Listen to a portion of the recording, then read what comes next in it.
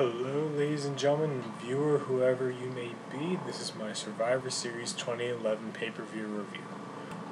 I'll just start this off and say that I really enjoyed this. I was able to get a live stream. Fortunately, I wasn't able to buy it.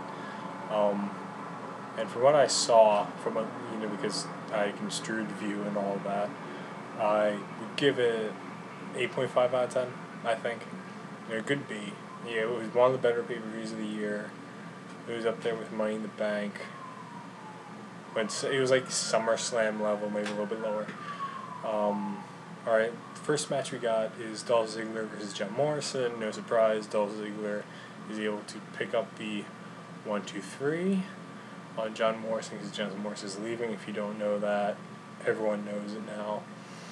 And then afterwards, Ziggler cut a promo, which I liked. I enjoyed it. It reminded me of The Miz coming out in Survivor Series last year and just cutting a random promo.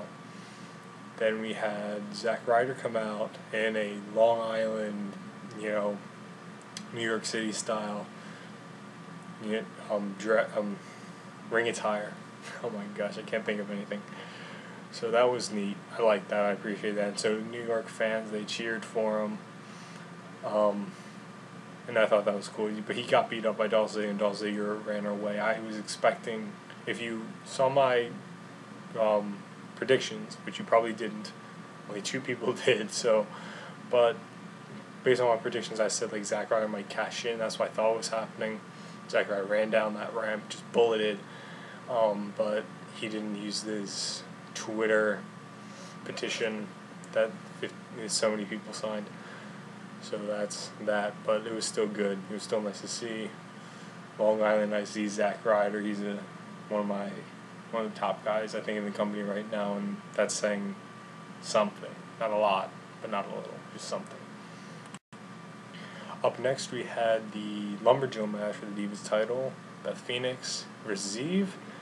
Beth Phoenix won, gave her the glam slam from the top rope, but yeah, so that was it. There was no doubt in my mind that she would walk away with the title. So, and then we have, after that, Rock cuts a promo, good promo, reminded me of the WrestleMania 20 promo he cut with Mick Foley. He came out there he didn't come out, but I'm saying WrestleMania 20 he came out and just talked about the crowd and stuff like that. And while he's still in the back kind of with Mick Foley trying to get him pumped with their match against Evolution. But this time he was just talking about Madison Square Garden, the star, criticizing his own style when he debuted at Survivor. Yeah, I think it was his debut. Yeah, debuted at Survivor Series. Alright, and after The Rock, we had I believe it was the Survivor Series match, the traditional match. Forgive me if I'm wrong. I'm pretty confident that that's it, though. There wasn't a lot of matches on this card. We had Team Orton versus Team Barrett. Team Barrett wins. Alright, first elimination was Dolph Ziggler. That was surprising. Then we had, who was our first elimination for Team Orton? Sin Cara got injured. If you're a Sin Cara fan, I'm kind of a Sin Cara fan. That was a little disappointing. But he got injured. He's going to be out. No WrestleMania for him. I can't remember. All I remember was Wade Barrett. It was that Randy Orton kind of went ballistic. At RKO, eliminated Jack Swagger because Sheamus beat the crap out of him, got disqualified. Then Randy Orton RKO's Cody Rhodes. Then Wade Barrett comes in out of nowhere. Wasteland 1, 2, 3. That's your match. I thought that was good. It was a solid Survivor Series match. They're not always the best, but it's fun. It's Survivor Series. You can't watch Survivor Series without watching a good Survivor Series match, and I liked it. Then we have, after that, Mark Henry versus The Big Show. Apparently the ring collapsing now is so much more important than it was when Brock and Big Show did it years ago at SmackDown. I think that was better because it was Brock Lesnar. But with this, they're promoting okay, this is the big thing, is that Mark Henry did his business, it made him look like it makes him look weak, honestly. I like Mark Henry kind of I like where he went, but it still makes him look weak because Big Show still looks like the stronger man. And he did in this pay-per-view. This is why I was talking about the top rope. The big move in this match, that the highlight in the match, within the match, I think, personally, is the Big Show going Randy Savage on the top rope, hitting the elbow drop. He didn't do the, arms up in the air or whatever, but he's still hitting the elbow, which was surprising. Like, it took like a whole minute just to get adjusted, which I don't blame him. The guy's freaking 500 pounds. So that was cool. The other highlight, if there was one, was Mark Henry putting him through the barricade. Because near the end, Mark Henry hit the World's Strongest Slam. Big Show kicked out, and that was, I guess, what pissed off Mark Henry, which makes him go crazy and kick him in the nuts. Kick Big Show in the nuts. Disqualified. Winner's Big Show. Champions Mark Henry, and that's that. After that, we had the match of the night. The one that, if you're not paying to see The Rock and Cena, you're paying to see the match that came next. CM Punk versus Alberto Del Rio, and by the shirt I'm wearing, you know who won. Yes, CM Punk was your winner. I was very happy. A lot of people were happy. Like, I haven't freaked out about a match like that in years. Well, not in years. When's the last time I was so happy, like that ecstatic about CM Punk, about a match? Well, Shawn Michaels Undertaker. Like, that was a great title match. I thought Alberto Del Rio stepped up his game. CM Punk kept his game where it was, which is at the top. The best in the world. And then there's good reversals, and they keep you going. So this is why I like these guys, in which I wish Alberto Del Rio was on the stronger note than he is. He kept you guessing. There's submissions, which is a great wrestling method that CM Punk and Alberto Del Rio both know. Submission wrestling. They're great at it, and it tells a story. And the story was that CM Punk could pull through the arm bar and make Alberto Del Rio tap out just like he did to give him the match. And then now there's a good amount of reversals. I said that already. It's just, Alberto Del Rio with the arm bar, CM Punk reverses, goes for the kick, and then Alberto Del Rio misses it, and then Alberto Del Rio goes for the arm bar again, and then it's just this back and forth. I like that. That was good for the match. But CM Punk wins, and Anaconda Vice, which is good. He has to keep that move going. The go to sleep is not the only thing that should be in his arsenal. He's a smaller guy; it's more believable. And then he jumps in the crowd. See, he jumps in the crowd and he deserves it.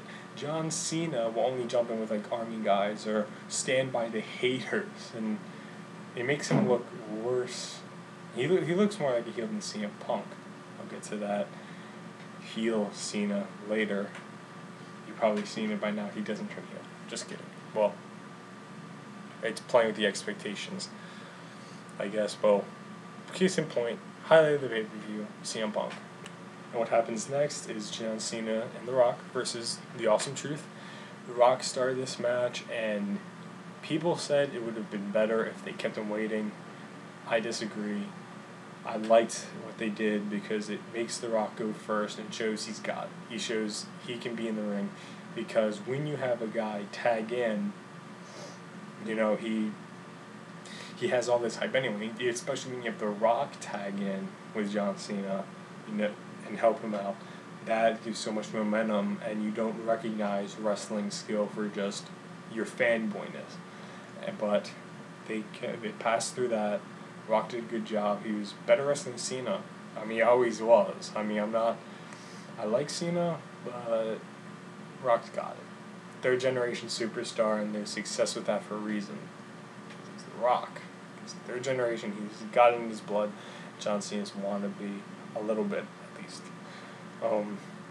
But The Rock tagging Cena, they're trying to play up this rivalry too much. Like, Cena just, you can't see me, and then he was going, he's going for the 5-knuckle shuffle, and then he just goes to The Rock, you can't see me. And then The Rock's like pissed off, and then Miz comes out of nowhere. Well, no, he was just waiting, and then just beats the crap out of him. And then our Awesome Truth, the tasting of the corner, which this showed the styles of both of them. The Rock came in first and was kicking ass, boots to asses, and was doing a great job. John Cena gets his ass kicked and is the underdog at the end. That's what he's supposed to be. It's not fun, at least for me, because Money in the Bank was a fun match. Like, he had this dominant style. Well, half the dominant, goes back and forth. Anyway, I liked. Then Rock came back in, saved the match. There's one point where Rock had Miz in the sharpshooter, a classic sharpshooter, a more Bret Hart type, or maybe it was his own, I don't know, but it looked like more like a Bret Hart to me. And I thought at that point John Cena was going to turn heel because he was facing that corner, like right where John Cena is standing, or was knocked out, I guess. But I thought he was just going to come in, punch Rock in the face, beat up on him, and then that would be the end of it. But of course, no.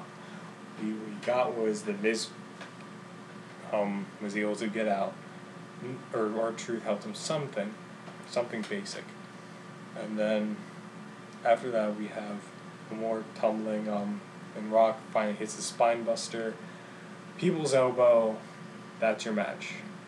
Rock wins it and pins the Miz. Now, that's disappointing. And I think as a wrestling fan, you have to know you're going to be disappointed with this. The fanboy dream was for John Cena to turn heel. The fanboy dream is for had to have the Awesome Truth win because it makes them look good. WWE just thinks because they put them in the main event, they're these top guys. That's not it. But that's what WWE thinks, and as long as Vince is alive, that's what's going to be thought. I'm sorry, but he's going crazy, and WWE feels sorry for him, I think. Creative feels sorry for him in that regard. He's sick. So, and afterwards, what we got was Rock was having his moment, and then Rock and John Cena left him alone. Rock got him back in, and it was basically the CM Punk, John Cena type thing with the titles all over again, except the amount of force that went to The Rock was much louder than it did for Punk on that night.